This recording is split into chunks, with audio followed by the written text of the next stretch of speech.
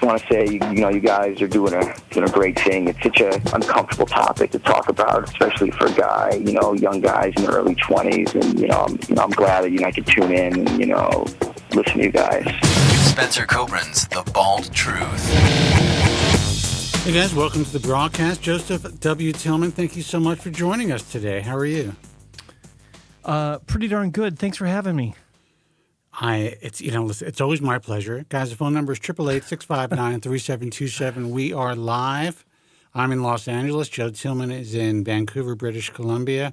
This is the Little Hair Loss Show that could. Been around for 27 years doing this broadcast in one form or another. And here's the reality.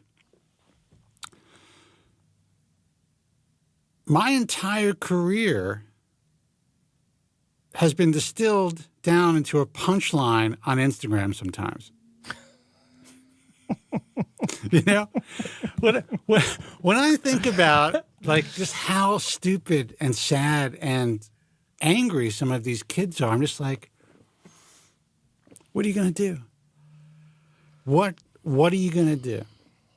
It doesn't matter what you've done. It doesn't matter what you created. It doesn't matter how you've changed the field, how you've kind of been around since the beginning, the fact that FEUE would not exist if it wasn't for people like us and, frankly, me. None of that matters. All that matters is, are you wearing a wig? What's with your hairline? You're going bald. I've been going bald for What's with the wig? I've been going bald for 40 years. That's the point, people. Just spit on the mic. That's the point. I've been balding for 40 years. What do you expect? I'm going to have a child's adolescent hairline, and because I have hair, I must be wearing a wig? Or you don't like the comb over? I mean, there are some nice people. There's some people that actually, say really nice things, and I appreciate that. But of course, you focus on the negative, not on a personal level. But I was just thinking about my career and how I'm reading this comment the other day on this collab that I did. I'm just like, it's just distilled down to a punchline.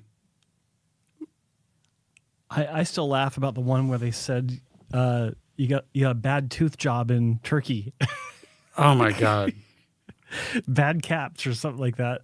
Yeah, they didn't say Turkey. But I'm just like, I was one retard. Thanks for bringing that up. But I think the whole thing is just,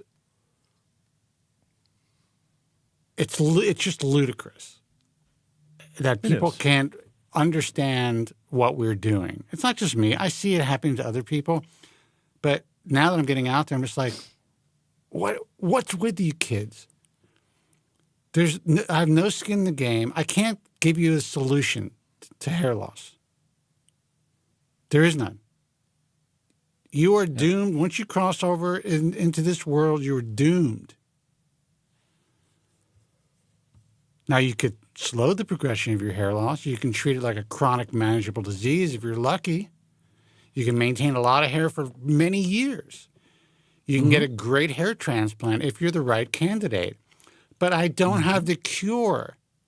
So getting upset with me because I can't give you the solution, if I see that word one more time, I'm going to scream. The solution is, the information we're providing is the truth. We could help you avoid a lot of pain and a lot of suffering. That's what I do.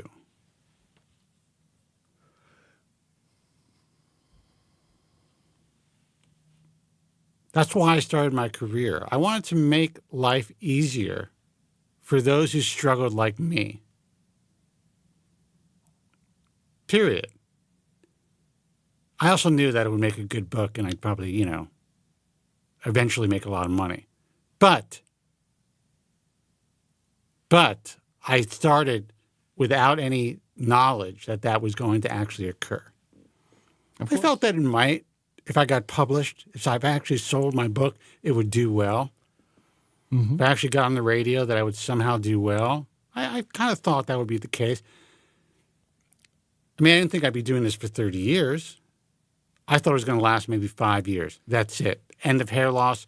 We had Cohen Go doing hair cloning, and we had the other people with hair multiplication, and I was going to be out. Cohen Go. Wow. That's a name I haven't heard in a while. Cohen Go. The original cloner.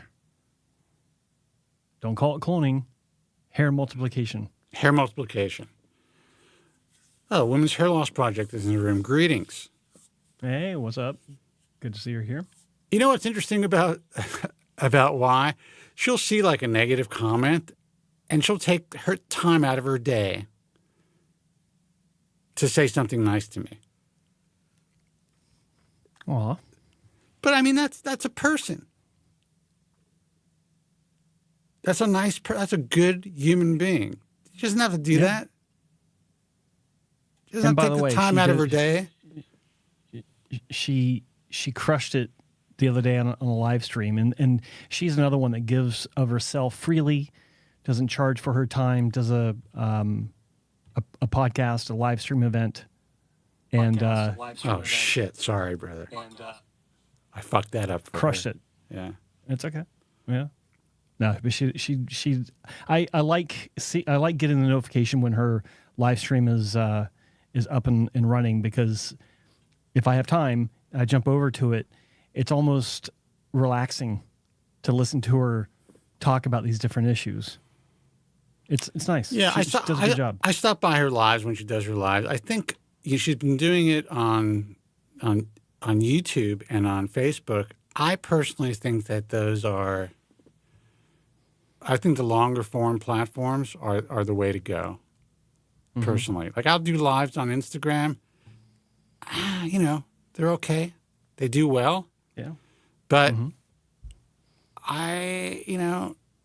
it's nice to see someone with her knowledge base in the side of the field that most people just don't take seriously either. And where every woman, I'm telling you, every woman who's involved in that space is selling some shit. I hate to say it. Well, it's true. Yeah. 100%. But it's very nice. But again, I saw her in the room. The only reason I bring her up is she takes the time to say nice things. Mm-hmm. For no reason.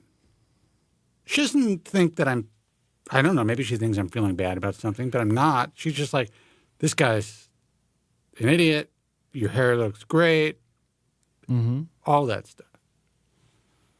Calls me handsome. That's nice. Thank you. Why? But no, I don't need a pat on the back, Rob. I guess I'm trying to voice a frustration of really how difficult it is to reach certain kids, certain people. It wasn't as difficult to reach young people when I started. But now things have devolved to a point. Guys, I'll take your calls in a second, 888-659-3727. Things have devolved to a point where I don't think it's not only just the attention spans, but I think that there's so much misinformation, so many lies online, especially when it comes to this space, that when you tell the truth, people don't believe it. They can't believe it. They're like, well, so-and-so went over here and got a great hair transplant. Or, wait a second, there are plenty of natural treatments for hair loss. You're just involved with big pharma. Mm-hmm. It's like, if there were plenty of natural treatments for hair loss, none of this would exist. I wouldn't be here. No one would be bald. Not only would no one be bald, it would be just a non-issue. It would be like this. Can you believe people used to go bald? That's what it would be. I guarantee you that 10 years after a cure is actually found, whenever that is, it'll be fashionable to shave your head to make it look like you're bald. Yes. It'll be retro. It's retro. Like wide ties. Yeah, they're pulling. It's going to be called the Statham. The Statham. That's good. Yeah, the Statham. I like it. Jesus. I look like I'm wearing a hair beret today. Anyway, 888-659-3727 is the toll-free number. I just need like a little thing on top. I need to do like an alfalfa. Just shave down your mustache to be a little thin thing, little wisp. Yeah, I'm like a mime. 888-659-3727 is a toll-free number. Guys, I was just about to take your calls and you hung up. All right, dude. They were intimidated by the mime comment. 856 area code, 620 area code, and unavailable. Feel free to call back, and we'll take your calls. I was just about to take a call, and they hung up. Pick one of them. Can't now. There's nothing along. Kind of what you were talking about earlier. It reminded me of a comment I made on someone's. I don't know why it even popped up in my feed, but it was some guy that had been someplace and he was maybe not even quite a year out from his surgery, and he's showing off the result, and you could tell that. I mean, it was obvious that he had like a shit ton of powder or something in his hair. Is that bodybuilder did? To his credit, he did say, said it. Just so you know, I do have. It's like, so I actually commented. I was like, okay, so why use the powder and show it off as your result? It's like that doesn't make any sense. Not even say anything about the result, which was terrible, by the way. How dare you? And then he said, I think he said, well, I disclose this in other posts I've made too, as if I'm supposed to go through his entire account. And he said, it's obvious that you're bitter. Huh? How does it even correlate? I'm bitter about what? Well, misrepresentation of his I hair? will say what's interesting. And guys, hold on. I'm going to take your calls in a second. What's interesting about this particular cat is he turns around and he says that he has no scars. And I would never say this online, to him, and he's not watching the show, but essentially the entire field, his entire donor area is decimated. Yeah, it was a scar. Yeah, it was one big scar. The entire back of his head is a scar.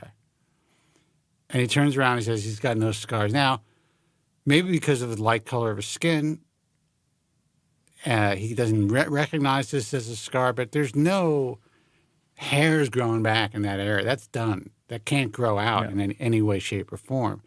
So he's lucky that he's able to shave it so tight, and he looks like he has a fade. So I think that's good. He's happy with it, and I want him to stay happy with it. But it's not a really great representation of what a hair transplant is supposed to be. So you're right about that. Let's take a call. Hey, you're on the air. Who's this, and where are you calling from? Hello? Hello. Hello. Hello. This is Godric from the UK. This is, what's your name? Hello?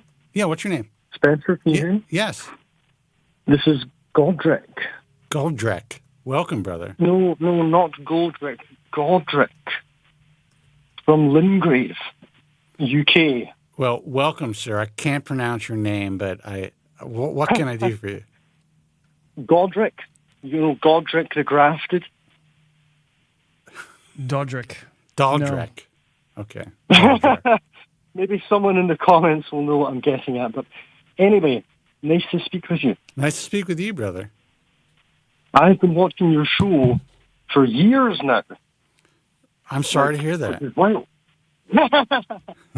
Yeah, I get what you mean. And I was watching Joe's show as well for a while, the main event. But you've not really done that in a while.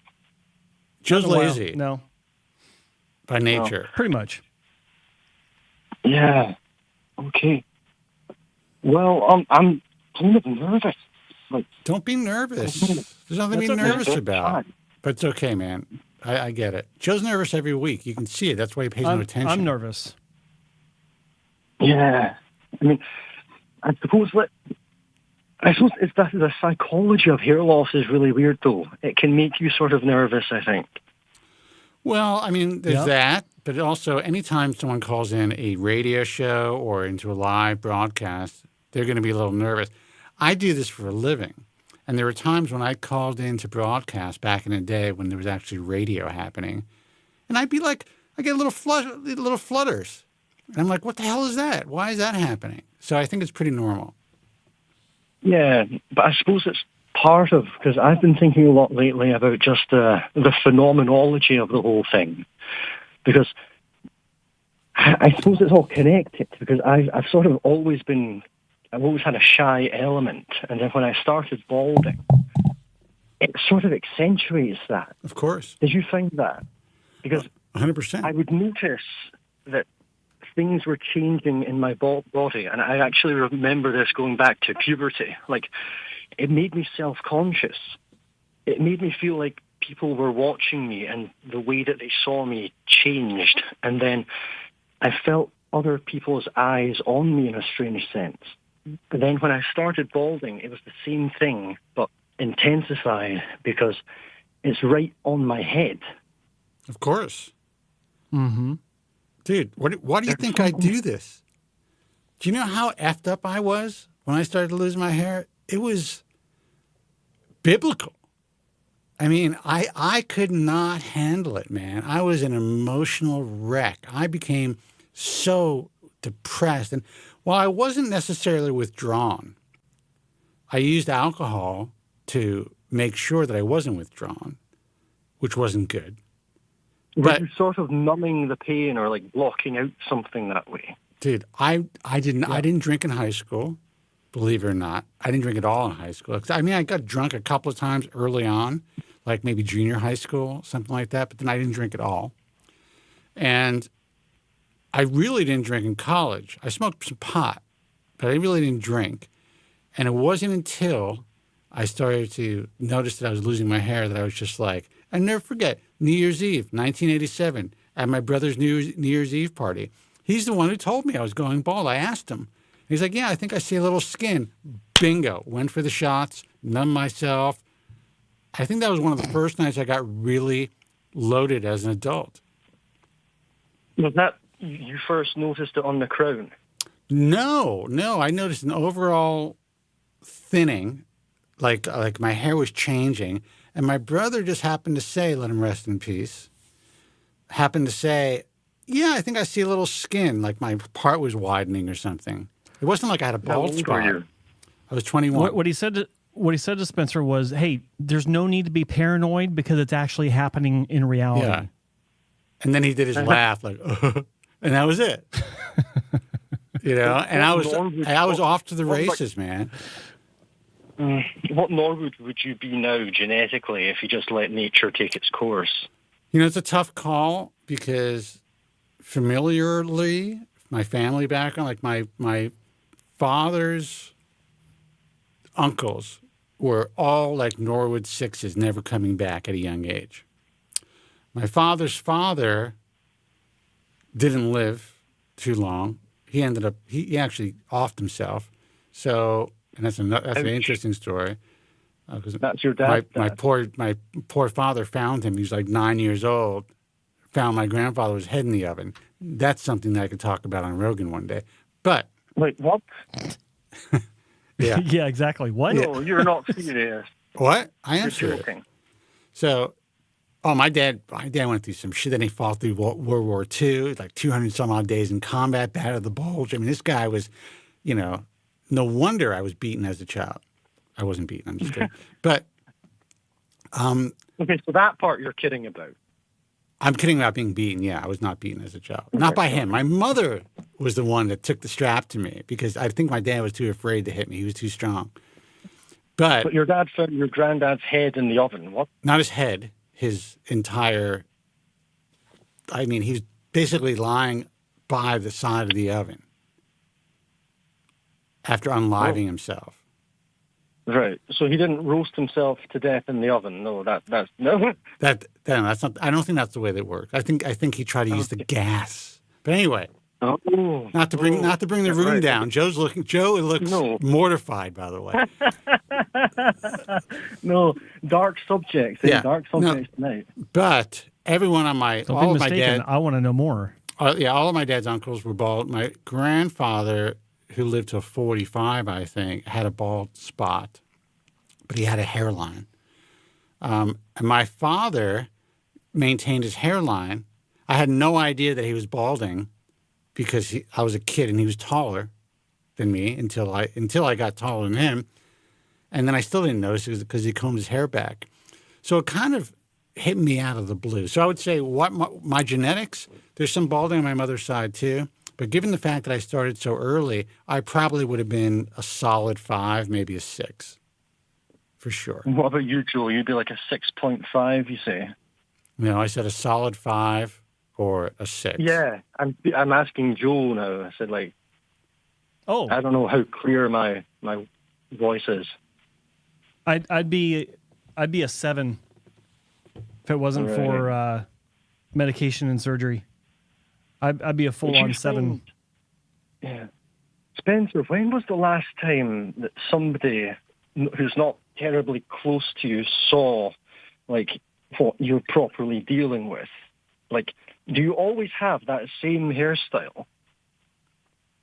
Well, I mean, I can't wake up with this hairstyle. So I would say last time someone properly saw what I'm dealing with, the other day. But that's just the way that it is. What are you going to do? People who know me personally or intimately know my situation. And they also, like, I'm almost 60 years old. So, like, they don't think twice about it. But for so many years, for decades now, it's been essentially an enigma to your big audience. Are you going to, is this about to be a troll? No, it's just cool. It's interesting. I'm a fucking enigma. You know, kind of like that. Like, I sort of enjoy the sort of. It's a mystery. I keep it mysterious. Yeah. No, I remember years ago, I was looking through different celebrities trying to find options. And I found that some of them, like Christopher Lee, you know, the guy who played Dracula and Saruman and who else? Some other guys. But Count Dooku, he was actually wearing a hairpiece the whole time, apparently. And there's some really close-up, high-definition photos where you can see it. You can see the lace in it. And I just thought that's super interesting. Because this was a very distinguished gentleman who lived to a ripe old age and had a greatly successful career. Well, what's so interesting about it? The guy was able to wear a piece and enjoy it. And you know, I wish young guys didn't have to suffer so much because of society's take on hair systems. Because at least today, I would say, if it's done right. Now, here's the problem, and I'm gonna preface this. You see a lot of young guys on TikTok or whatever, or on Instagram, going for the hair pieces. There's this woman called I don't even want to mention her name. Queen. Well, yeah, but I mean, so essentially they take what are stock units in general, they put it on these people. They don't necessarily finesse it the way that it should be. And I think within a week or two, because these people don't know how to finesse it themselves, they're kind of stuck in the chair of these people, it starts to look insane. You know what I mean? So I think they could look great, but the people really have to know how to do it themselves. They can't rely on stylists. I guess a stylist has to cut it in for them. But they also have to make it look like they're going bald to some degree. And younger guys don't want that. They want the full-on, you know, forward and up do, you know, however the coif. The kids wear it, you know. Why do they have to make it look like they're going bald to some degree? In order for these things to look really 100%, in my view, there's got to be some skin showing. That's how I feel. In some areas. It could be a slight skin in the hairline, slight skin in the back. And also depends. If they have really good temporal peaks, you know, and they're thick, it's possible they can get away with like 150% density or whatever it is. But temporal points, right? Is there a difference between peaks and points? Because everyone confuses that sort of thing. Yeah. Yes, they do. Yeah. Temporal points are the hair that is laterally forward from your tragus. Tragus? Your section between your ear and your sideburn. Right. Yeah. You know this little thing? Or you just say the little right here? the triangular tufts of hair behind your eyebrows. Yeah. You know, triangular tufts of hair behind your eyebrows. My first picture is you have eyebrows and then you have triangles. Okay. That works. Yeah. Well, Have you But, noticed that so many about the hair systems? Okay, you're talking about how it's amazing that Christopher Lee was able to wear this, and throughout his career and do the different roles that he's had. What about William Shatner from Star Trek? Yeah, and every role that he's done since then, where back in the day. And this is to Spencer's point, it can't be too thick and 150% density. That's all he wore. Yeah. Throughout the 70s and the 80s and even the 90s. And then he went down to kind of a see-through gray situation. Yeah. Now it's more of a believable system. It's one of the best systems out there, like that's on any A-list celebrity, and it's the hairstyle that he has with this hair system that makes it more believable. Because it looks like someone that has maybe almost a full head of hair, but he's still styling it to compensate. Because now it almost looks like it's parted on the side, as opposed to this big, beaver on steroids that's on top of his head. It's a completely different look. But he has he wears a full cap. I mean, full, like the sides of his head are also. Part of the wig.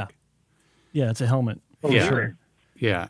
So he's not just doing a system and keep, so he probably has. And I guess if you look at Star Trek, if you look at the old, when he was in his 20s, I guess, right, or early 30s. Early 30s. Yeah. He had pretty significant. It wasn't retrograde yet, but his temporal peaks were recessed. Mm-hmm. So they probably went back, pretty far. I mean, you see the same thing with Rogan, but Rogan shaved his head. Yeah, that's a guy, and I hate to say, it's unfortunate because he says that it was the worst mistake of his life, and it really was in a sense because that guy was never, in my view, and doctors may disagree with me, but I think it played out for what it is. He was never a candidate for hair transplant surgery. No, did he use Finasteride? I also, well, we don't know, but I like the fact that he can shave his head now, but I question whether or not he shaves his head because of the failed hair transplants that he went through. Like, would he be a head shaver now if he didn't go through that? Like, I don't know how, I don't know the answer to that. And the whole head shaving thing is part of his success to where, young men want to watch him and listen to him because he represents that transition from, trying to have your hair to just embracing the loss. And then in his case, embracing the failure of his surgery and owning it, where it's not just shaving your head. But he's also super lucky. It's also doing so with the donor scar or scars that he had in the back. Yeah, but he's also super lucky because he's, let's face it. I mean, the guy is super handsome. When he was very young, he was like, model handsome. He has great bone structure. He has a very, kind of perfect eyebrow to top of head ratio. Mm-hmm. He has a very well-shaped head. And it just works. Like, I wish for him, and it was an interesting point that you made, that he didn't have to go through any of the surgery. Yeah. And he just shaved his head early on. Because I think the angst of losing his hair was probably pretty tough because of the industry that he's in. But given the roles that he took, and also I think given Fear Factor, he probably could have shaved his head pretty early on and gotten away with it and wouldn't have affected his career. But who knows? Yeah. Or if he wanted to kind of keep that little tuft of hair, he styled it kind of like a Caesar, he could have worn some small little piece for the camera and didn't have to go through the strip surgeries. It must actually be easier for people like actors and people on camera to wear hair pieces in a sense because you can control the angles and the lighting more if you're just being seen on the screen. Do you know what I mean? Well, I think they're also freshly applied and, they're usually new. But here's the thing. If you look at, the movies now, sometimes I think, who are the people that who are these hairstylists that are putting these wigs on both men and women in these movies? Because sometimes they're so bad, I can't even believe it. So you can get a yeah. cheap, you can get a better one online for $300 than what they're putting on this major movie star's head. Like, I just don't get it. But sometimes it's spot on. You don't think there's a massive difference depending on not just what you do about it, but your attitude towards it? You know what I mean? I think the attitude is very important. Because some people seem to deal with it quite well. My dad went bald very young, but he dealt with it. He didn't shave his head, and he didn't do any sort of comb-overs or hair pieces. I suppose they didn't really have them back then, or they weren't popular. They did. How old is your father? Yeah. Oh, he was like 59. But he's 59 now. No, he passed away. Oh, I'm sorry to hear that. Yeah. He passed away like 8 years ago. He's young. He passed away young, man. Yeah, he did pass away young. I don't mean to bring the room down. I'm sorry. I'm just, 59. I'm 59. No, well, he sort of unalived himself as well as your sort of granddad. Oh, I'm sorry to hear that, brother. Yeah. Yeah. So, okay. But at least, when it came to the hair loss thing, he told me a story one time that he was getting his last haircut from a barber, and he was probably like a Norwood 6 or like very thin. No, not a 6, like a 4 or a diffuse 6 maybe. So he had some thin hair on top, and the barber spent maybe 10 or 15 minutes just doing a big song and dance and sort of pantomiming cutting hair to pretend like he was doing like something worthwhile. And my dad just found it humiliating, and so he never went to a barber again. He just cut his own hair to preserve his dignity, which was a respectable thing to do. And then he just rocked the sort of horseshoe look. And it worked for him. And I think it works for a lot of guys. Listen, and guys, hold on. We'll take your calls in a second. I do what I do because it started so young for me and I just had the wherewithal for whatever reason. I was just, as I'm doing my research and as I'm finding out everyone's trying to rip me off or perform surgery on me when I didn't, there was no place to place any grafts. And I kind of felt betrayed. I felt betrayed by medicine. I felt betrayed by, I believed naively in truth in advertising at that stage of my life when I was 20, 21 years old. I couldn't believe that, what's that agency? Consumer Affairs Agency, right? Mm-hmm. Consumer Affairs, wouldn't put these people out of business if they were, really not providing a service that was real. I couldn't believe any of it. It just angered me that I was so vulnerable and these people were willing to take advantage of me, and I just felt it. Now, other idiots out there like Joe went under the knife right away. Twice. But, so, I guess I do what I do, and I maintain my hair all these years the best that I can, and I pulled the Enigma because I got into the field so early. I started to really focus on it so early in my life that it's just become a part of me, But in a way, I would have done something else with my life, and I would have been just as successful, maybe more successful. I don't know. In a way, I think what your dad did, let him rest in peace, is healthier. Yeah, I suppose it kind of is, but there's also a sense, because I was realizing this. I looked at old photos of myself from when I was a teenager, when it started, and I thought I was too hard on myself. Like I had this strange sort of, almost like an epiphany where I thought I was always very handsome, and my hair was not, it didn't need to be as big of a problem as I let it be or as I made it.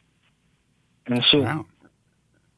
While I don't regret like going down or pursuing the restoration, I do think that if I were to send a message to other people out there, it would be something like do it with a healthy attitude, because you can do the same sort of thing. You can pursue any sort of restoration or shaving or just acceptance or anything, but if it's coming from a place of self-loathing and self-rejection, I think that there's a difference between doing it for purely positive reasons, just to try and help yourself, versus trying to do it from a sense of, I don't know, rejection or denial. Because when it started for me, my family was sort of in denial. They were lying to me about it. They were saying, oh, it's not receding. It's always been that way. And they showed me photos from when I was a toddler to try and BS me into thinking that it was always receded. They were trying to help you. That's their way of trying to help you, and I get that. Yeah, they were trying to help, but it backfired. Do you know what I mean? Yeah.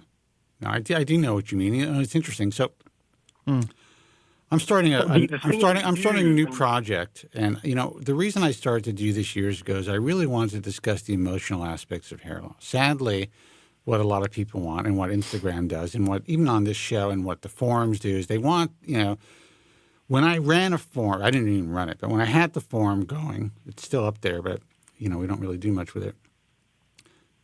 For a while, the most popular aspects of the forum were cutting-edge treatment section.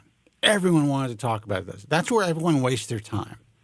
And we were blowing everybody out of the water. We just set up shop. All of a sudden, guys who have been around for 10 years, we're like, what's going on here? And I recognize that this is what people want. Even on this show in general, this is what people like to hear. And so sometimes it's not as sexy to talk about the emotional aspects like you're talking about today. But I really want to kind of move back in that direction. I'm really glad that you called in to talk about this, and you really articulated your thoughts well, because I don't think young people especially have the opportunity to hear these stories. They don't have the opportunity to think about it the way that you're talking about it.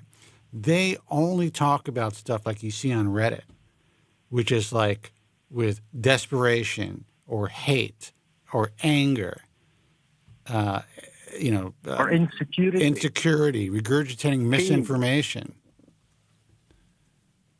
And when you get depressed about it, sometimes you allow other aspects of your life to slip as well, and you don't take chances that you otherwise would take. Yeah. That's really well said, brother.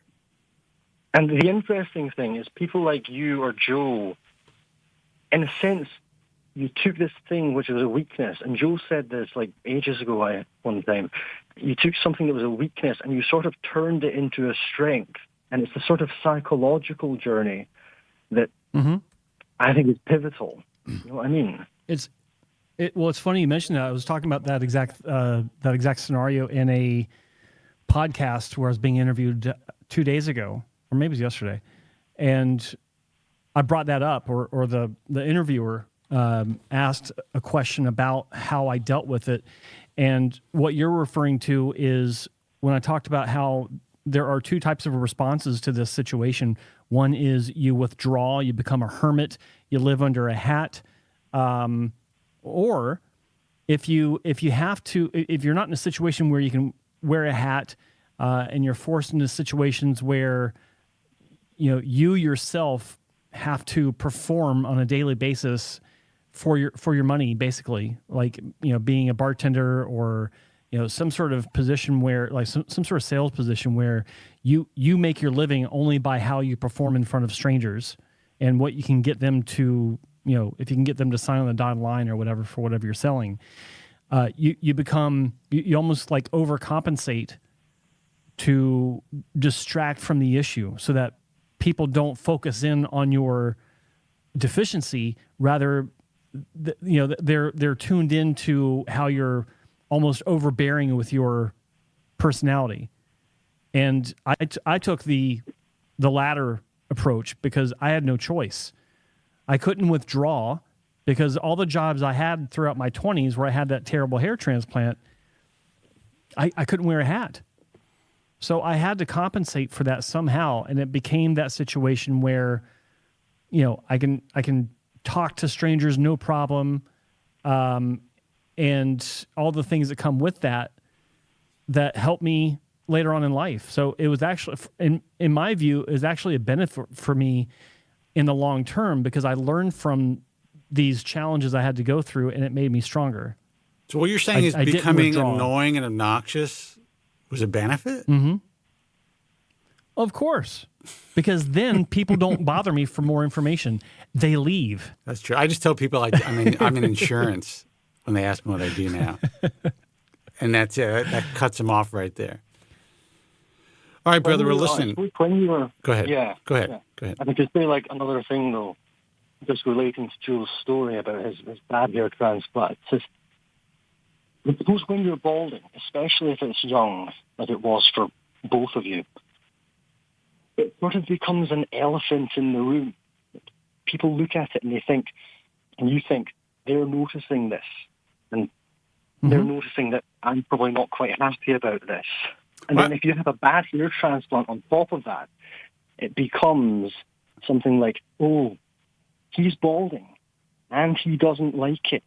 And he's tried to do something about it. 100%. You know, and failed miserably. And here's the thing. In my case, I remember a buddy of mine, I went to it. This is another New Year's, interesting, but it was like in the 90s already. And I had already started to be forced to wear way too much hairspray, or at least I thought I did. This was New York City, so it was very windy that night. So I just really piled it on. And he came up to me, and he's like, man, wind tunnel tested, huh? I was like, you mother effer. Like, but they knew that it was like my Achilles heel. And I was a young person still. I guess in the 90s, I was like, for that party, maybe I was 23 or 24, something like that.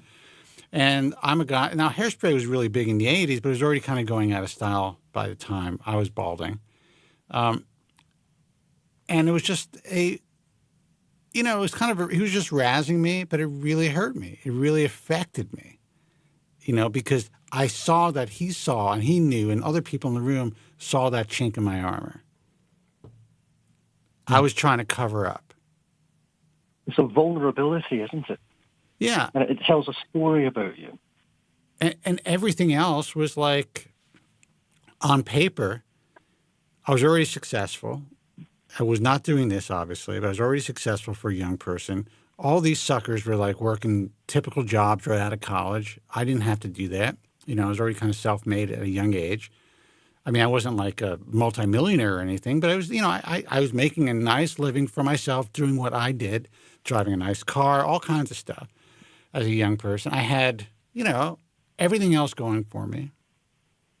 Articulate, people generally liked me. I was athletic, all this stuff. And well-spoken. Yeah, well-spoken. And I would just sit there in my own misery dealing with this. And people they definitely caught on to it. Another buddy of mine, kid I grew up with, this woman's chatting me up in a bar. He happened to be a bouncer at the bar. And again, nothing wrong with being a bouncer at a bar, but I was already established as a very young person. He comes up to me and this girl, and she's not looking at my hair. She's not, she's talking to me. And he's like, this guy's, something like, well, why are you talking to him? He's going to be bald in a year. Something like that. Something really obnoxious. And he had a couple of drinks in him. And I was crushed. So anyway, that's a long way of agreeing with you and talking about just how this affects our lives. And I understand why these young men are jumping on a plane to go to Turkey, because they're being sold a dream that will never materialize. And in fact, in the end, it's going to make them live a life of regret. How many of the people who are going to Turkey are getting massive FUEs? Like, you see this from Dr. Zarev, Dr. Patella. How many of them are going to sort of gradually thin over the years? All of them. Guys, hold on. We'll take your call in a second. Everyone. Now, I would say that Zarev and Patella, right? That's his name? They are incredible mechanics. They've kind of figured out ways to not damage people right away and really provide something that's really elegant. But in the end, in my view, I think it's incredibly irresponsible to treat a young patient like that. If the guy's 50 years old already with stable hair loss, that's a different story. Mm-hmm. But these young kids, no way. Absolutely should not. They should concentrate on an older clientele, for sure, if they want to provide that service. But as far as people going overseas and getting them done inexpensively by, these hair mills, I can't imagine a single one of them, even if they're on finasteride, being 100% happy in 5 or at least 10 years. And I know that sounds like, oh my God, how can Kobren say that? You could see the way the work is performed in general. You could see where the grafts are being moved from. And I know even in my case, a guy who's done well on finasteride for 30 years, I was doing my hair today. I have a little retrograde. I noticed like the side, if it's wet, you could see through it. Even on this area here, like up high, grafts would have been taken out of that area 10 years ago. And it was really thick. And it would have diminished. So imagine if you're losing hair significantly at a young age. You're already in Norwood 3 with thinning all around. They're finished. Finished. Their lives will not be what they think they are. Now, they're happy now, and I think that's great. I don't want to ruin it for them. I'm just trying to save others from going down that path. Do the doctors actually care about the patients, though, in the majority of cases? Do they take pride in them? Do they take pride in their work, and they want to see their patients happy? I would say that some may take pride in the result that comes out of their clinics. But as far as their long-term care, I think they've just come to terms with the fact a lot of doctors, I think, understand that these types of cases will be temporary. And their rationale is we can make them happy now, make them happy in their youth. I have that power, and they're willing to pay me to do that. Mm-hmm. So they can't be 100% candid with these patients. Otherwise, there's no way they would not have a full calendar of young patients, at least. On the other hand, someone like Joe has had, 10,000 grafts, and he was balding from a very young age, and he still has most of his grafts. Yeah, but he had multiple strip surgeries. He had a large majority of his grafts were taken from the most DHT-resistant areas. He also did incredibly well on medication. So I did okay on medication. Yeah, well, he did okay. Well, you didn't have side effects, so that's doing well too. But right, yeah. But the key is they've been able to utilize 100% of a sweet spot, and they used it all. You can't do that with these FUE cases. Yeah. Well, you see that, and yet the biggest cases that we see are coming from people like Zarev and Patella and eugenics and cases like that, and they're taking like an enormous number of grafts, and then the donor afterwards seems to look fine. This seems to be in cases where the guy doesn't have, at least to the naked eye, an exceptional donor, which is strange. Like I said, some of these guys are great mechanics. They're using multiple donor sources, body hair, etc., beard. Mm-hmm. That's just the way that it is, brother. If you're really talented, have a great team, and understand the physiology and just the entire scope of hair transplant surgery, how to handle grafts well, just how to dissect them very well, how to implant them at the right angles, you can get a great result. You really can. I do not believe that most of these results will last the test of time. That's just my opinion. Listen, in 10 years, when I'm 70, I hope that these guys come back to me and say, see, Kobren was wrong. And I'll go back to my day drinking. And that's it. They won't. Or they will have some better technology by then. We hope so. I think with AI, maybe. I think if AI wasn't invented, everything would be 5 years away. It's possible now that we can have something better. All right, brother, listen, we're going to take another phone call, but I just want to thank you for taking the time to call in, and I appreciate the tone of the phone call, the fact that you're willing to talk about the emotional aspects of hair loss. A lot of guys don't talk about that. And I'm sorry to hear about your dad. Thanks. Good call. Have a good show. Okay, brother. Take care. Take care. 888-659-3727. Let's see this. It kind of, yeah, go ahead. Kind of what? Well, it kind of fits with the theme of the show. Why do we need hair? And that kind of encapsulated the entire concept. All right, so let's call it a night. I'm just kidding. Guys, Yeah, hold on. okay. Bye-bye. Let's see who this Go is. ahead. Hey, you're on the air. Who's this and where are you calling from? Hey, Spencer. It's Destin from Arkansas. Destin, how are you, brother? Good.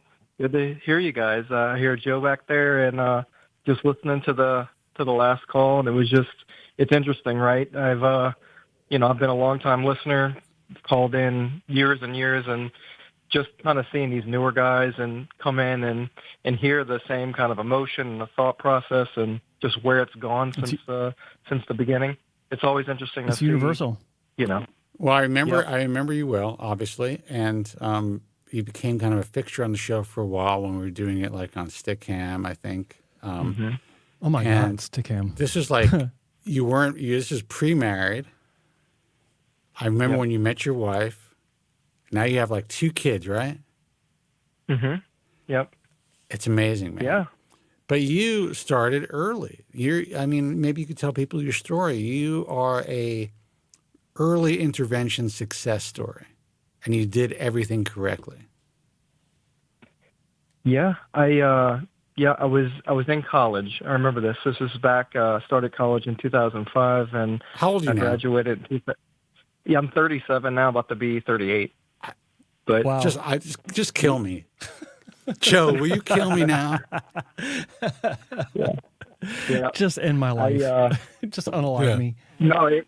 No, I know. Yeah, no. You've done an awesome job. I've watched what you've done with the show, and obviously your advice that you gave me early on, as a young college kid dealing with this. I remember, when I first found out I was losing my hair, and I could see it, and I was freaking out, and just nonstop research, and obviously came across you being the president of the American Hair Loss Association, and just with the bald truth and faithfully. Man, I remember just in college. If you remember, I'd even be using my laser comb just because it was a reminder every week to do it while talking with you and with the camera. And I didn't care. I was very open about my hair loss, even with the girls that I was with and I everything. remember. I remember You would have like dates on the air, on the camera. Yeah. Yeah, it was a very strange time for sure. But it's funny because I just got finished doing my PRP treatment. I just flew back this week. Oh wow! You're still and going got to see it done. Greco? Yeah. Okay. So yes, yeah. Wow. So I just did the calculation. I've gone for 16 years now, faithfully every year. Oh my God. And yeah. So I've had, and if you look at my hair, it's still doing really well. There's a lot of things, obviously, over the time I've added and really taken charge of my health, and I've noticed a difference, right? So, the amount of time you've known me. When I lost my mom in 2016, and I dealing was with all sorry to hear stress that, and brother. Yeah, it was definitely a struggle, but it was actually my hair was getting worse again. But I decided to take charge. I lost like 60 pounds, and really, really focused on my health. And with that and the treatments, it's gotten back to a really good place. And so I know that what I've been doing, whether it's with Finasteride, the PRP, and using a little bit of the photobiostimulation through the laser comb and everything, I feel like it's been able to maintain and grow back from where I was. So I've been happy, very happy. Dr. Greco's son now is part of the clinic, and he's in the IHRS. He's doing so well. Yep. Yeah. Yep. Yeah, he's part of the IHRS now. Yeah. He was board certified, everything, and he's just a very sharp guy too. And it's got a chance to talk with him a little bit and working with his dad, but very, very, I have a high respect for both of them for sure. And yeah. Well, Joe Greco was ahead of his time. He was the man. And it's so funny how PRP has been bastardized everywhere.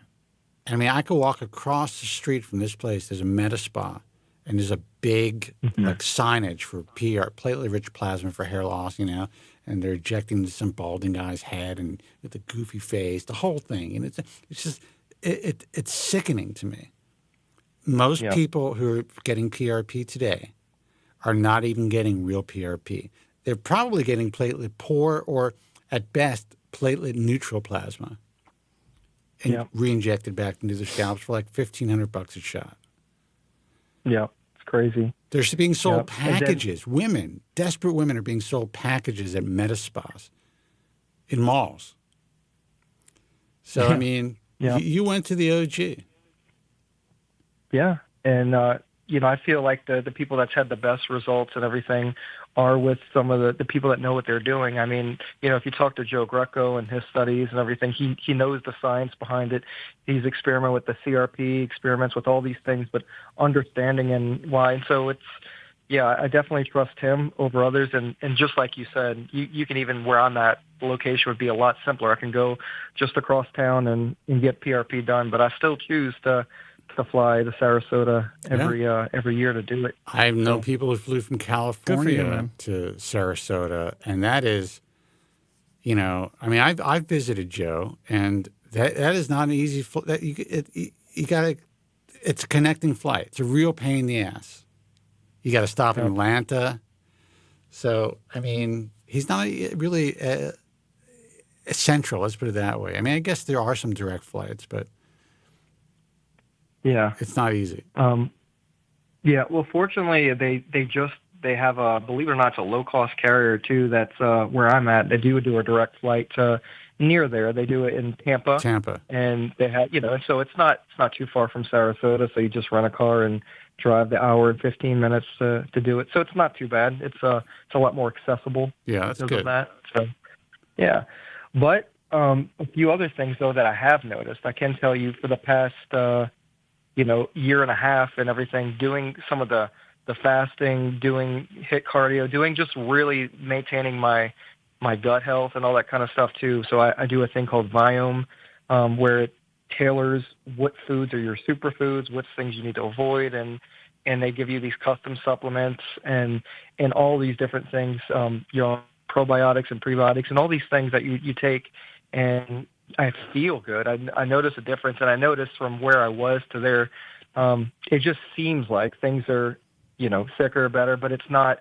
I'm not directly doing a correlation. If you do this, your hair is going to get better. Sure. But I think it's a combination approach, just general healthy. There's a lot of longevity things that are going on right now. People with all the things with autophagy, and you fast, and all these components. Where it's showing that metabolically you're efficient, and then your gene expression with doing some of these things, it turns on, naturally anti-aging genes rather than aging genes. So it's those type of things that I've been really looking at. So look, I'm trying to tell Joe to do something. He refuses. Really? As you can see. What's your hesitation, Joe? He's kidding. Okay. He's kidding. Yep.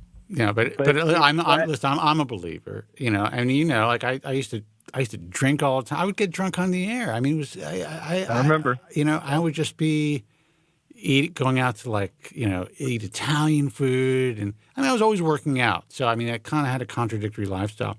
But the reality is that since I've kind of stopped all that stuff for the most part, definitely, obviously lost weight. I feel exceptionally strong. You look good, man. Thank you. Seriously, I see you. I obviously, all your content, the stuff you do on Instagram and everything. I'm like, man, this dude, you still look the same to me. Yeah. I appreciate you still that. look good, man. I appreciate that. I do my best, and I think that in some cases, I've improved. Depending on the month, or like I see some old videos where I was like, wow, you look like you were bloated, like you were drinking that week, So I do think that eating as clean as possible. I happen to be an animal-based type of guy. I have no problem eating grass-fed, grass-finished meat. I've been ordering it from the same place for almost 20 years. I have a freezer full of it. And I work out on a regular basis and exercise in some fashion or another. I definitely believe it's helped me. Now, I've noticed a change in my hair, a negative change over the last few years. Had some retrograde alopecia. I definitely see just general aged alopecia, like it's just thinner all around. It's more see-through when it's wet, especially. Even when it's dry in certain areas, unless it's just, blow-dried correctly.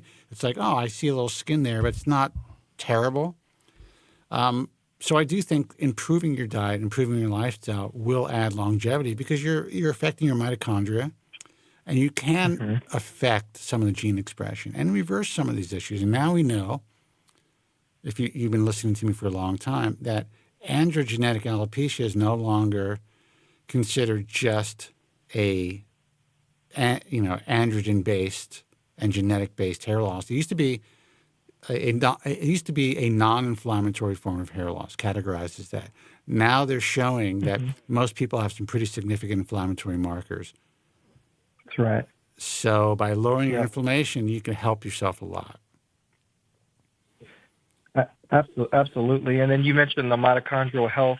I just started this too. You look at these panels, they have all different types, and I've kind of researched which is the best one.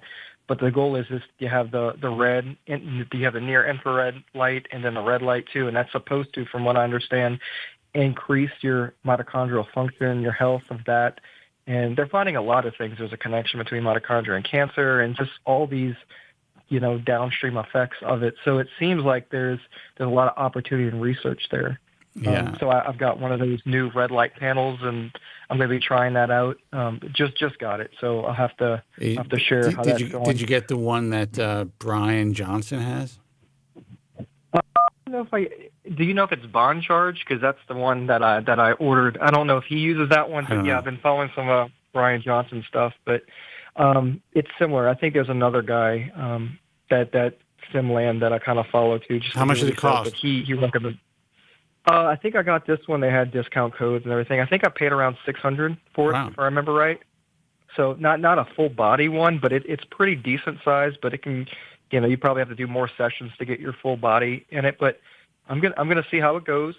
Another thing I did want to bring up that I just ordered to see, and there's another guy that I follow that I think you're familiar. He's a fan of the show, I believe. He runs the Hair Loss Cure 2020 site. Yeah. Yeah.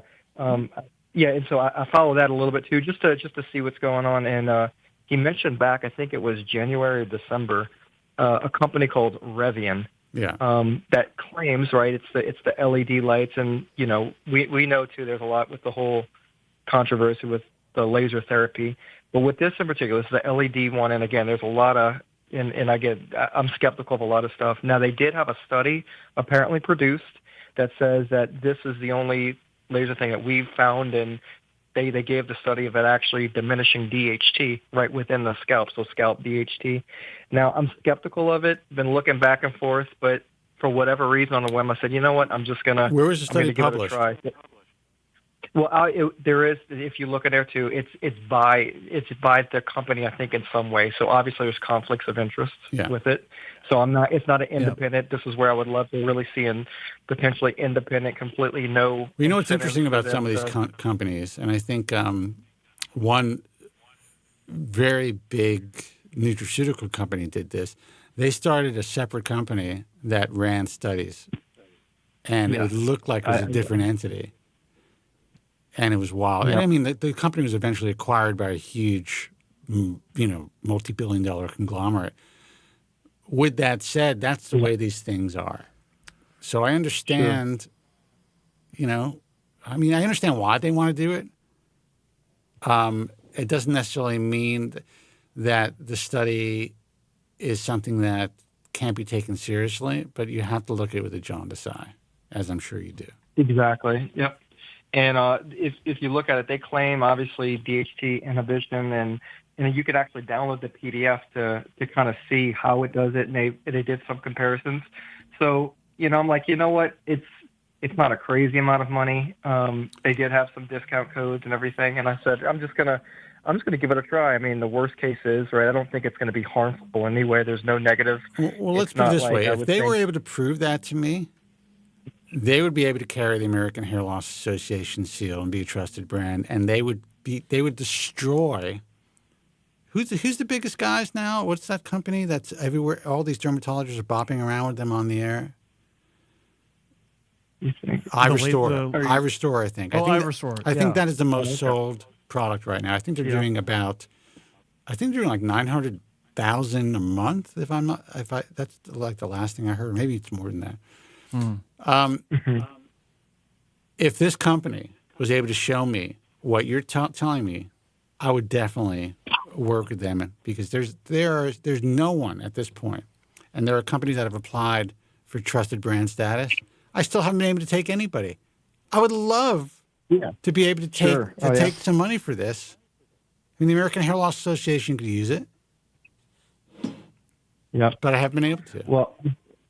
Well, I just sent you the link to it as far as what apparently where the study's published. What it says, again, this is where it comes in, but, and it says in the study we evaluate how orange, because it's not just red light, it's an orange wavelength. It's a dual thing. Yeah. And apparently it shows stimulation for nitric oxide release, and then that inhibits testosterone, the DHT within that factor because nitric oxide is supposed to, and apparently they did some comparisons. They show because of the release of nitric oxide in what it changes to proteins, and basically they did it in vivo though, right? Obviously, it's not, sorry, no, they don't know. I think they did it. They actually have to do it in vitro. Anyway, so it went through some of those things. I'm skeptical. But I figured it would be worth a try, but I'd be curious to have more eyes look at this study and to see if there was anything confounding and actually replicate it outside of that to say, yep, you know what, this is beneficial. But clearly there is, I think, potential conflict of interest, but this is just from what I gather. There's conflict of interest in just about every product that has a study attached to it in this industry. Yep. So you can't, you really have to just go by, sadly, anecdotes. How are people doing with these products? Do they really believe? But the problem is a lot of people are doing kind of, other things. Multiple therapies. So no one really knows. So they'll buy this helmet or whatever it is, and they're stuck with it, and they keep using it. It really, but there are some women that will just use these devices without anything else, and some of them seem to, get really good results. I've become a bit of a believer over the years. I've told Alan Bauman this and other people this, but I still haven't been able to find a product. And there's only been 4 that have applied, but they're the big ones that have been able to really show me enough data where I could say, okay, you can carry this seal. Because anyone who carries a seal, if you're buying something on Amazon, you see that seal, what are you going to buy? Of course you're going to buy that one. Yep. So that's a huge responsibility for me.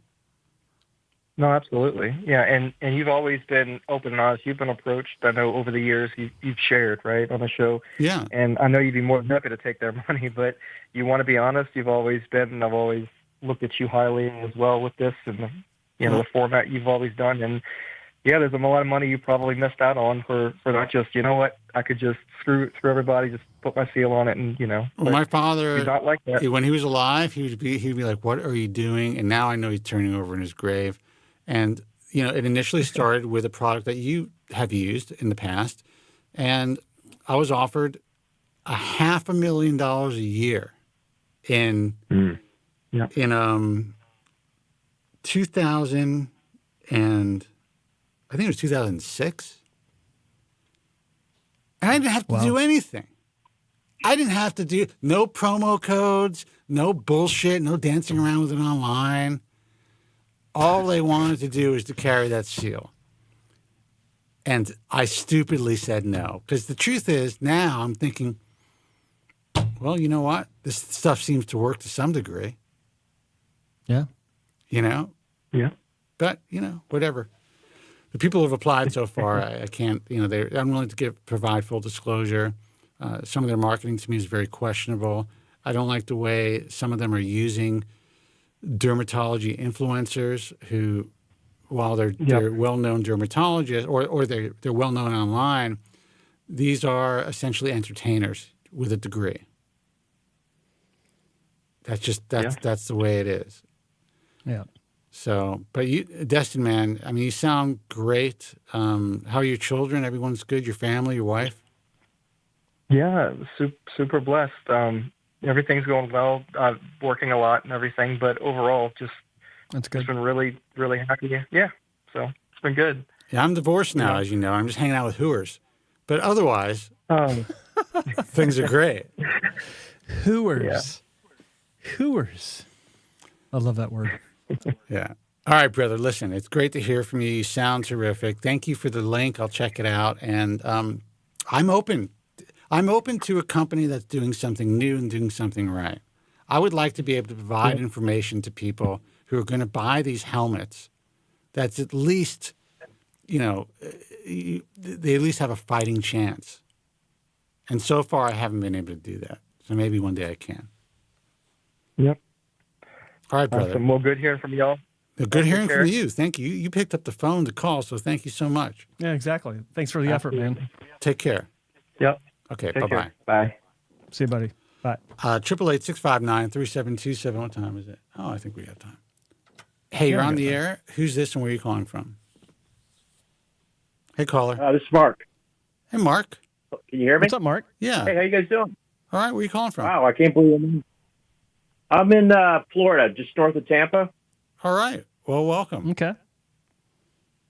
Yeah, I was just I was on YouTube and I saw your show, and I'm like, I've been watching you guys for years, because I had hair issues, right? But yeah. Anyway, what's the topic we're talking about? And I'll chime in. Whatever you want it to be.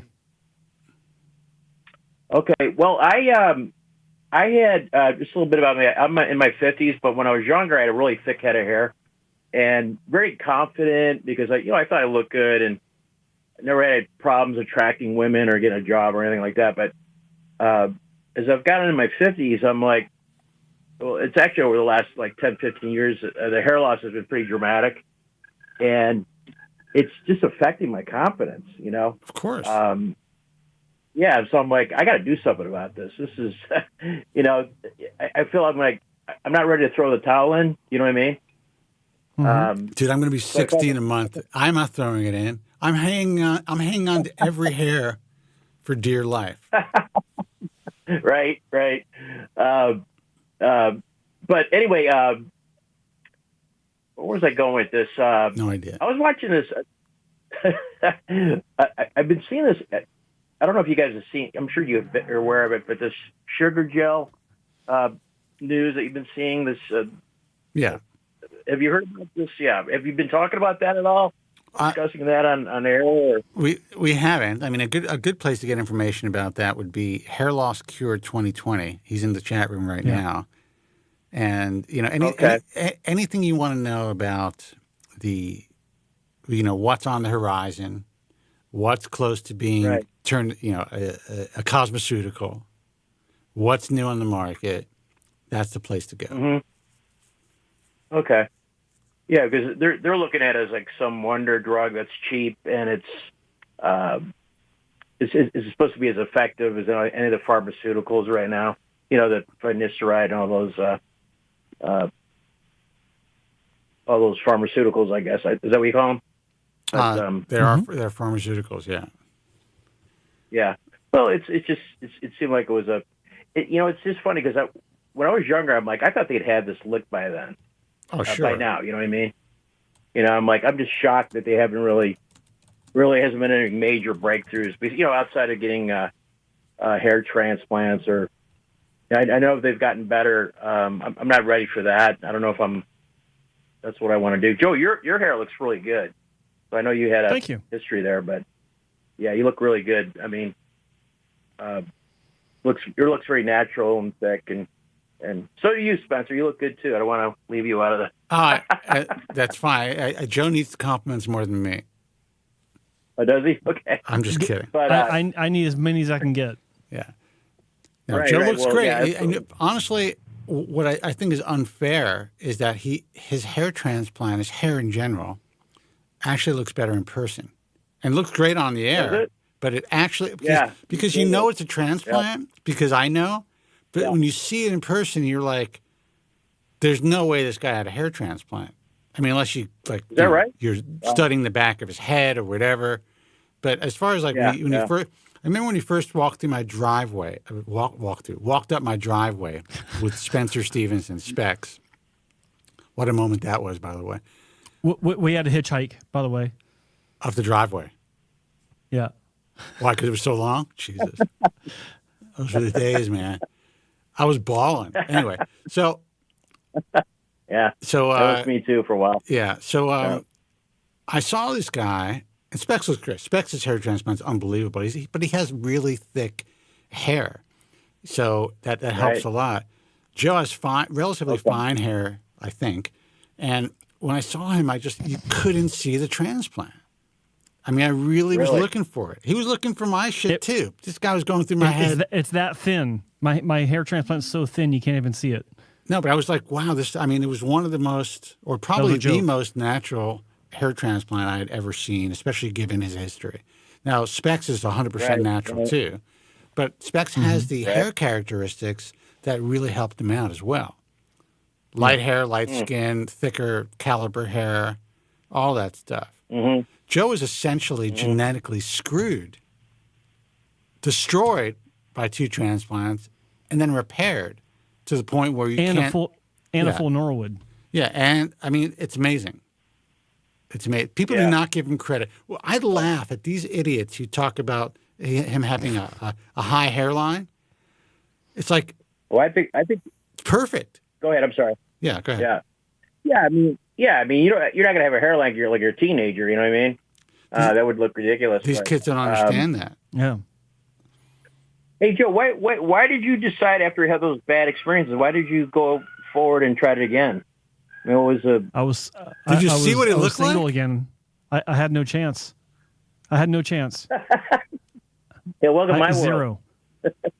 I was well, no, it's like for 9 years I'd had the ant legs on growth hormone sticking out of my forehead and nothing else on top of my head. That was my hair.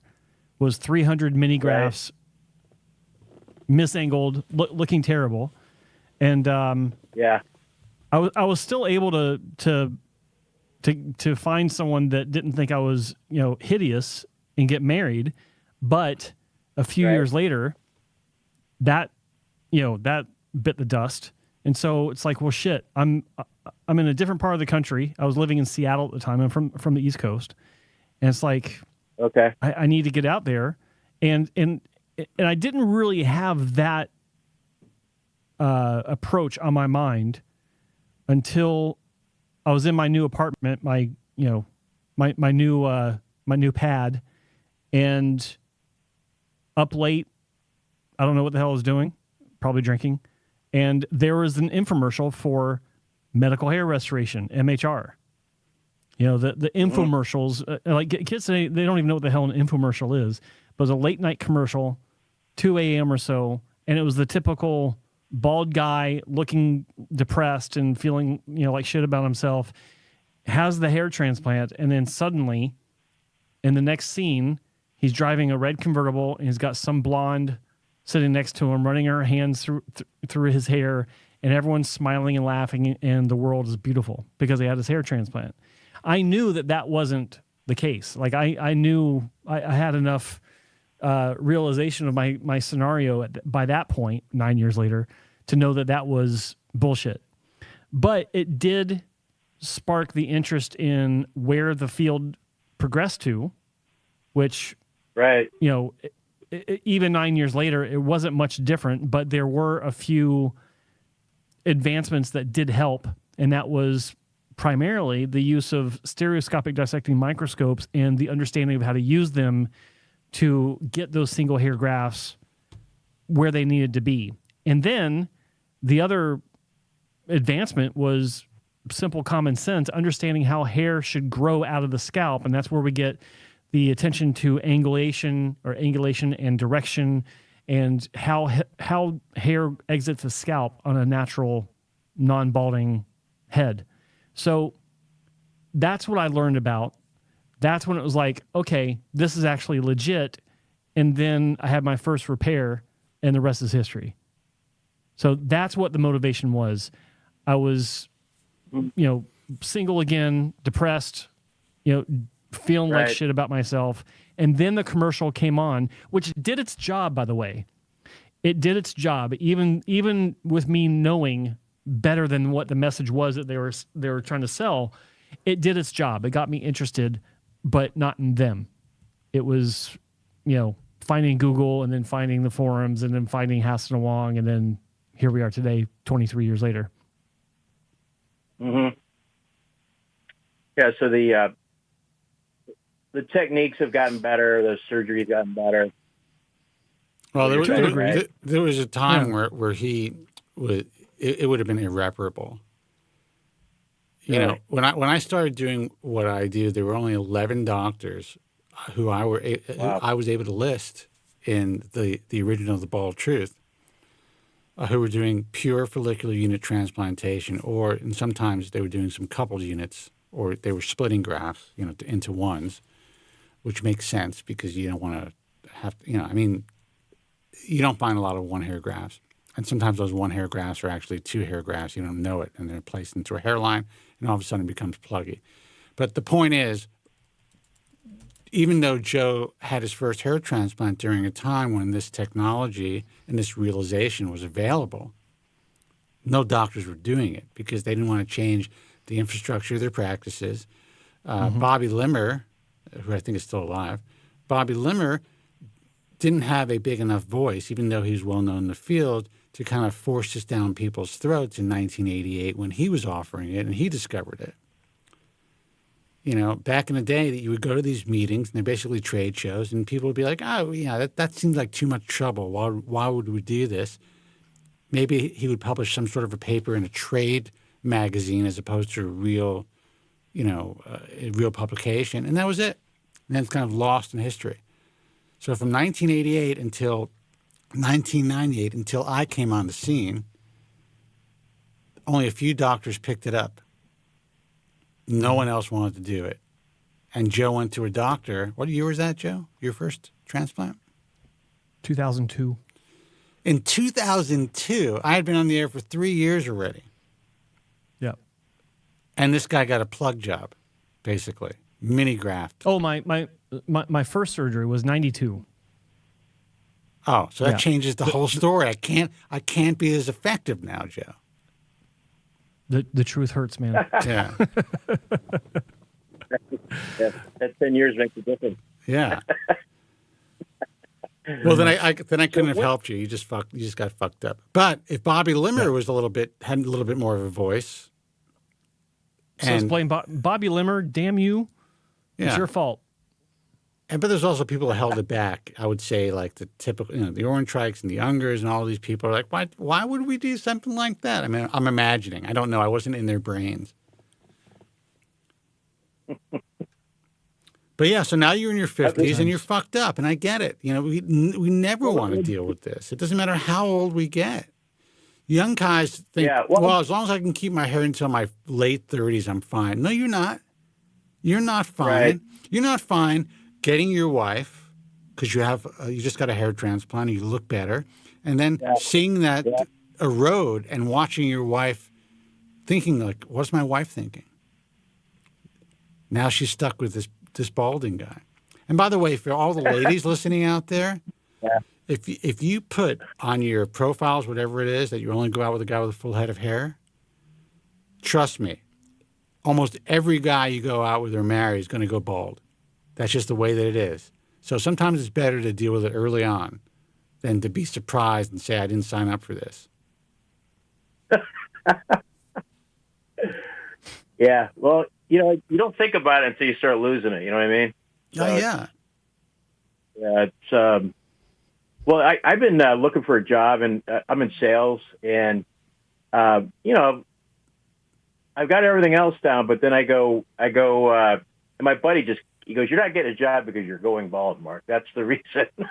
That isn't, when you get that kind of, oh my God, comment from a friend, he's kidding, but it's still, it hits deep. You know what I mean? Of course. And the thing is, your friends, now is he losing his hair? Oh, he doesn't have any. Okay, that's it. No, he's projecting. Yeah, so there's two types of guys. The guys that are projecting that are like, finally, this guy's losing his hair. Because for years, this guy was so envious of your hair, brother. And that's just the way that Yeah. it is. And then they project, they joke around. Oh, you're one of us now. You know, Yeah. you're on the L team. All the men now. in his family are bald. Yeah, all the men in his family are bald. Yeah. You know? So now you're one of I don't us. I don't make fun of bald guys, but when it's coming the other way, it's you know, It's you kinda like, you know, you unnecessary, don't- but it also it definitely is definitely projection, because if he's been bald for, I assume, for quite a while during his life, and everyone in his family is the same way, it's telling that it isn't just an everyday non-issue for him, nothing burger. It is a something burger for him, because like you don't say that if it's not on your own mind about your own issue. It's definite projection. So I know it hits hard. Right. I've been in that situation multiple times. And being a salesman, like you can relate to this when you're in a high pressure sales environment, everything counts as far as being able to get under someone's skin. And what I'm talking about is your colleagues, because high pressure sales environments, it's you against the guys that you work with for the same company. Right. And so, Right. Yep. so sometimes there's some shit talking going on the sales floor just to Oh, get under the absolutely. skin of, And I've had my old hair transplant results thrown at me on the sales floor in front of everyone twice. That hits hard. Wow. Yeah. Yeah. So It's embarrassing for you. I mean, yeah. Uh-oh. I mean, to say the least, It's beyond embarrassing. I mean, that is just, it's a gut punch. it's mortifying. You know, it's like, do you think I chose this? Do you think that I chose A, to deal with my hair loss, and B, to be disfigured like this? yeah. Well, it's the one thing that, you know, it's society, you know, culture. It's okay to make fun of guys, you know, that are, we get made fun of. That's just how it is. It's you the know? last bastion of political incorrectness. I saw this woman, and I guess she has a big podcast, who's actually balding. This young woman she's a young woman. She's dealing with That's real female bad. pattern hair loss. No, but here's the story. She may or may not know it. I don't know if she's talked about it, but you can see it. And she goes on the air, and she's having a conversation with her. I don't know if it's a co-host. I don't know the show. I just saw it on a reel real quick. And by the way, I try not to spend more than 10 minutes on Instagram anymore. I don't take my phone to the bathroom, none of that stuff. It's a time suck. However, I see this reel, and she's talking about how she's being hatfished. And essentially, if you don't know, you probably know what hatfished is, but basically a guy who looks good with a hat on and then takes his hat off and he's bald. Yeah. So she said that she met this guy in the bar. He was sexy and funny and just he's a great conversationalist. And she decided to go home with him. And then they're getting to it, and he takes off his hat and he's balding. And she said she goes, I just wish he would have worn like a toupee or something. And I'm thinking to myself, hey, if this guy hears this story, how is that going to crush him? That can give him a complex for the rest of his life. And B, you're balding, lady. I mean, significantly. It's not like a little hair loss. I mean, she had her part was widening like the Red Sea. You know? And I would normally not even bring that up, but it's amazing to me. It's like she's going through it. She's eventually going to have to deal with it if she's not dealing with it somehow now. But the fact that she would say this on the air and judge this poor guy, who she had everything. Horrible. He's tall, all the stuff that turned her on enough to have a couple of drinks and go home with a stranger. And then the hat came off and it ruined her night. You should have put the hat on her. I wonder if he'd have his own podcast and call her a whore. What? Are you allowed to say that? I don't think you're allowed to say that. Retard is back. You're allowed to say retard again. Thank God. Oh, I've been out with women. I wear a baseball hat. I live in Florida, but everyone has a hat on down here. Yeah. But it's the sun, you know. But yeah, when you take the hat off, or they'll take it off because they're curious what's under the hat. Yeah. You know what I mean? Of course. Yeah. Yeah. Those are the fun ones. And those are the rudest people. I mean, I got to tell you, man, I have to laugh because these women in general. I was with a woman for a very long time. She wore no makeup on her face. I was very lucky. I mean, she would go out and wear like eyeliner and like stuff in her eyebrows, I guess, like what women do to pencil their eyebrows a little bit to make it thicker. But that was it. Nothing on her skin, no foundation, none of that shit. I go out now, and I've gone out with women, and you end up with like caked on like makeup on your shirt, first of all. They're essentially wearing disguises when they leave the house. They have fake skin, basically. Their skin is completely covered with this latex mask, fake eyelashes. Their eyebrows aren't even really theirs because they're generally thickening it up or they had it tattooed. Then they've had Botox, fillers, lip injections, everything else, whatever. They may have had a boob job. I'm not saying there's anything wrong with that.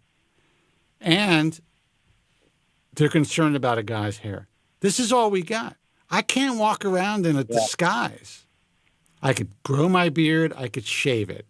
I could paint my bald spot a little bit and put some hairspray on. That's it. That's all I got. And the fact that they're the fact that they would take somebody's hat off, like, and try to like be like it's fun. Fuck you. That's how I feel about it. You're wearing you're wearing a mask, and you're judging these guys. Clown face. Yeah.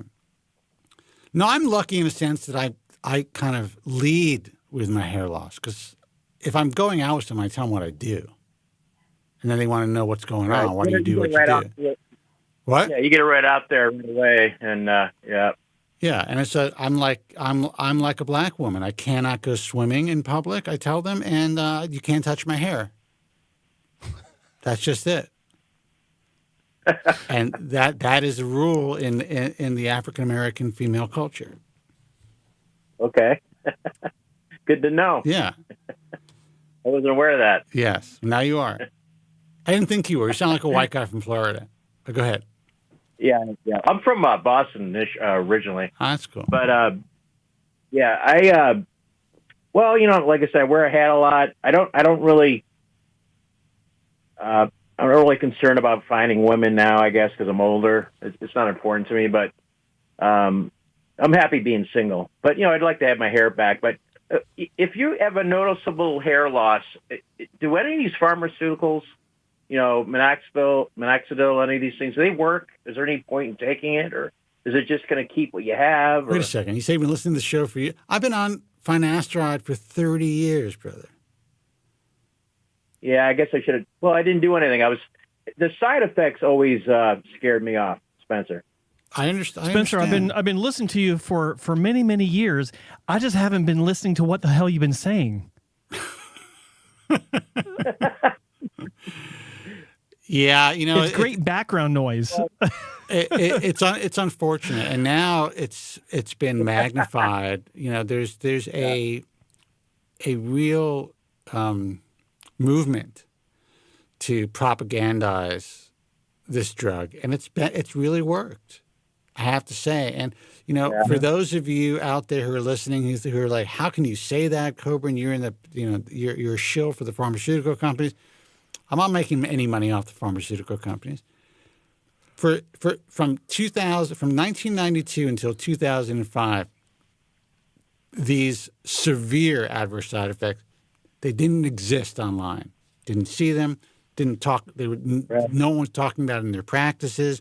I went to the conferences where 1,000 doctors were prescribing this medication to hundreds of thousands of patients. Like candy. Yeah, it was like candy. And not one. There was no. They would talk about side effects. They would talk about the incidence of side effects, and that it was either transient or once people stopped using the medication, they disappeared completely. Some people just couldn't tolerate the meds. A relatively small percentage. Now, everyone's got a side effect. If they hold a goddamn pill, they're impotent. That's it. Their penises are somehow shrinking. And you know what? And I told Spencer that's not possible. Yeah. And I believed him. No, but Good assist. but think about that though. You know, I'm not trying to diminish the people who are suffering, because there are people who are suffering. There are a handful of guys that committed suicide because of this. I mean, and there are thousands of guys who committed suicide, or countless guys. I don't know how many from SSRIs and other medications, but I don't know if I'm even allowed to say that. I guess you could say that now. I think you can use that word now. I don't think you have to say unlive themselves, but it is there are organizations, there are cottage industries now, all based around post-finasteride syndrome. And I think they took a handful of people who really are suffering, instead of trying to figure out why they're suffering, study these individuals. They decided to kind of propagandize. And I think in many cases, especially the attorneys, I think they are exploiting these guys who are really suffering by trying to get as much press as possible, by somehow trying to get the drug reevaluated. And, there are thousands, millions actually, but hundreds of thousands of guys being prescribed this drug every month, new patients who are doing great on the drug, and millions who have used it over the years. It's been around since 1992. So I'm not telling you to take it, because if you're concerned about it, don't do it. But right. I just think it's important that people see a balanced reality. Yeah. I mean, at this point, Spencer, would there be any benefit, though, since I already lost a lot of it? There can be. There are people who, Do you want it to get worse? Our friend Graham from Australia, who sent me some pictures recently, who looked like his head was formica for years. And he's grown back, I would say, a combination of finasteride and oral minoxidil is maybe 65 to 70% of his hair. Yeah, it's really? amazing. It came back? And it's getting better too. Yeah, and we're not talking about just like thinning. This guy was bald, like this table. Yeah. So he's in his 50s. How long did that take to get to that point where you had 60, 70%? How long do you have to be on it? I don't know in his particular case, and I'm not saying that everyone's, you may not respond that well, but if you have vellus hair, and if you respond well to the medication, say finasteride, for instance, it's still possible at your age, given how long you've been losing your hair, to reverse that miniaturization and for that hair to become terminal hair again. It can also thicken all of the hair that you currently have. And with some people, if they add oral minoxidil, it's like gangbusters. Now, I keep that in my back pocket because I don't want to, I knock wood, things have been stable as far as shedding. I'm slowly getting worse. I notice the temporal areas are slightly thinner. I have retrograde happening in the back, but I'm not noticing a lot of hair falling out or shedding. So I don't want to risk taking that drug right now to go through an effluvium. Now, given what I know is I could wait for years and still make a comeback if I start to notice it getting to the point where I got to do something. So I'm just kind of holding it in my back pocket. And maybe I'll even maintain this current amount of hair until I'm 65. And the truth is, I may not even be alive till then. I don't know.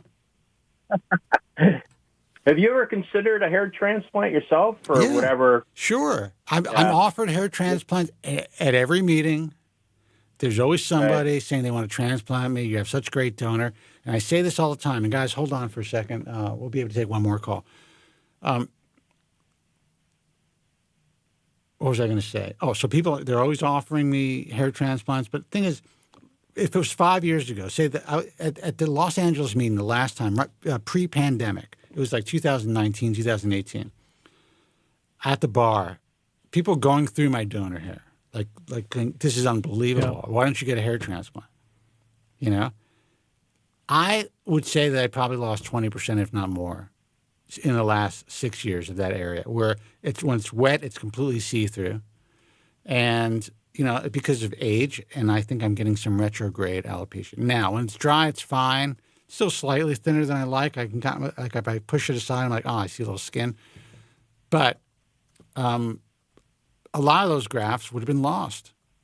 So it doesn't matter how, people think there's an age range, and if you're doing well on medication, as we get older, things are going to get worse. Now, you're in an interesting position. So to answer your question, the reason I initially didn't get a hair transplant for so many years is because I understand about shock loss. I didn't want to go through that phase, that possible phase, and I felt comfortable enough with the hair that I was able to save and the gimmicks I've been able to use.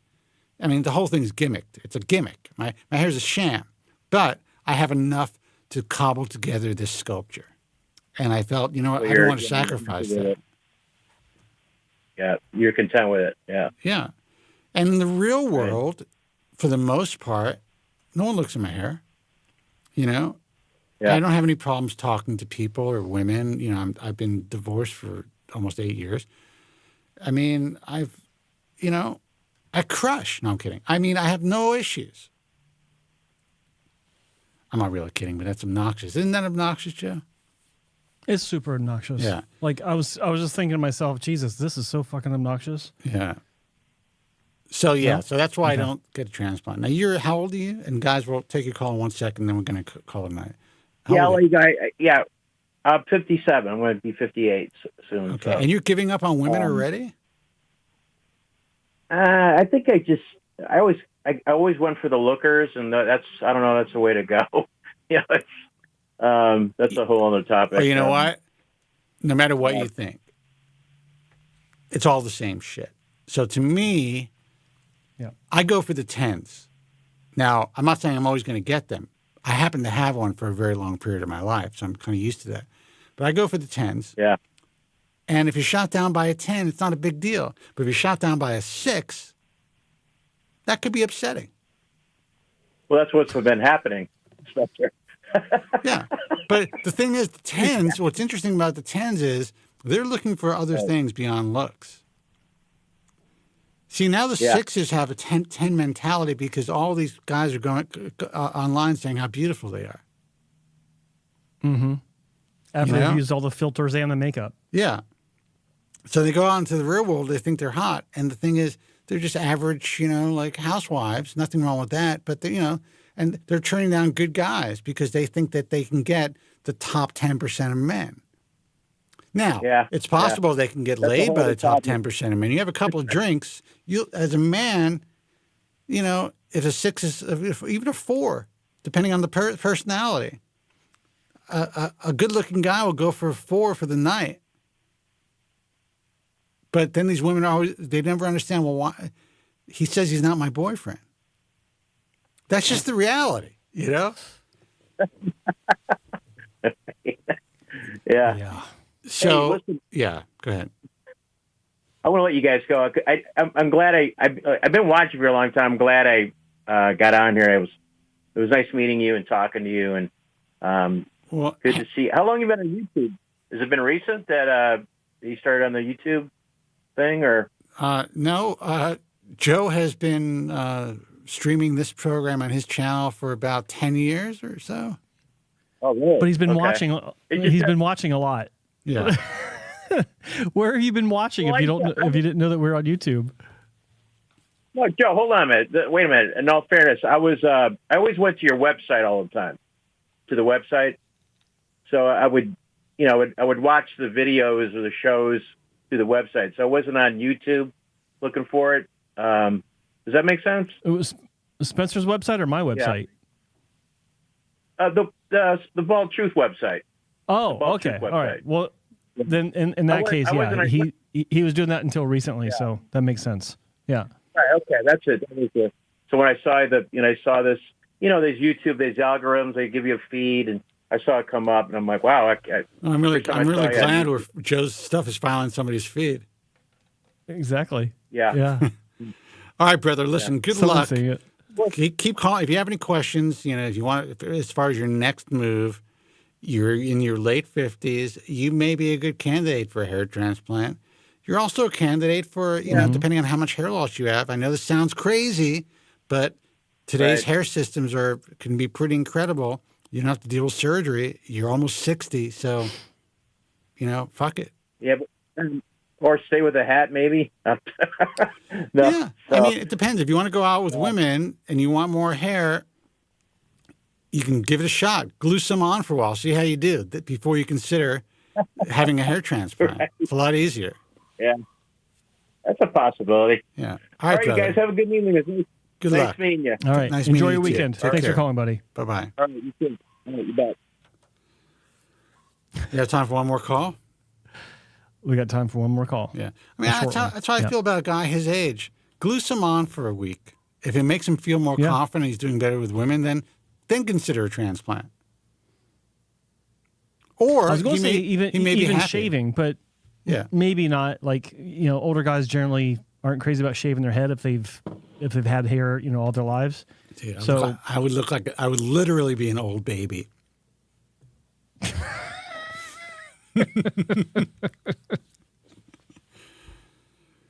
I guess, all right. Got caller who's holding on this whole time. I was about to take your call, but you know what? You just hung up. that's it. So You we're just going to ended call the it. show. You just ended the show. We're going to call it a night. All right, guys. So thank you so much for hanging out. It was fun tonight. I appreciate it. Yeah, it was good calls. Good calls. Don't wear a suit. Wear an art smock. If you're talking to a girl these days. Dude. Let me tell you something, Adrian. I just love the word smock as a piece of clothing. I once had this situation. Went to a bar. I mean, I didn't, and I decided to pull back and not go home with this person, but it was still, there was whatever. Girls fooling around with me. There was something that just didn't feel right. Anyway, I come home. I just I'm taking a piss. I'm looking in the mirror. I'm like, what in God's name? It was like a Rorschach test on my shirt. I mean, except it was like, it was whatever color it was, like tan. Whatever the foundation I can't color. visualize. Yeah. All right. It was literally, Good it was stuff. on my collar, on my shirt, on my chest. I was wearing a white shirt. I was just like, I give up. And you're worried about me putting a little paint on my head? That doesn't come off on your shit. Unless it's raining. Even if it's raining, not with Derm Match. It won't even come Or off if on it's your rough and tumble in the bed. It won't even come off on your pillowcase. Maybe if I was wearing Topic. Yeah, Topic does. Yeah. For sure. Until next time, guys. Joe Tillman's Instagram is Joe Tillman Official. Yep. My Instagram is at Spencer Kobren. His is at Joe Tillman Official, obviously. I don't feel like going on Instagram. So until next time, be strong, God bless, and thank you guys so much for listening. Have a good night. Thank you very much. I'm sorry for any inconvenience you may have been put to prior to the programme, and I'm glad you enjoyed it. And if you could now leave by the exits at the rear, that'd be splendid. Thank you. Good night.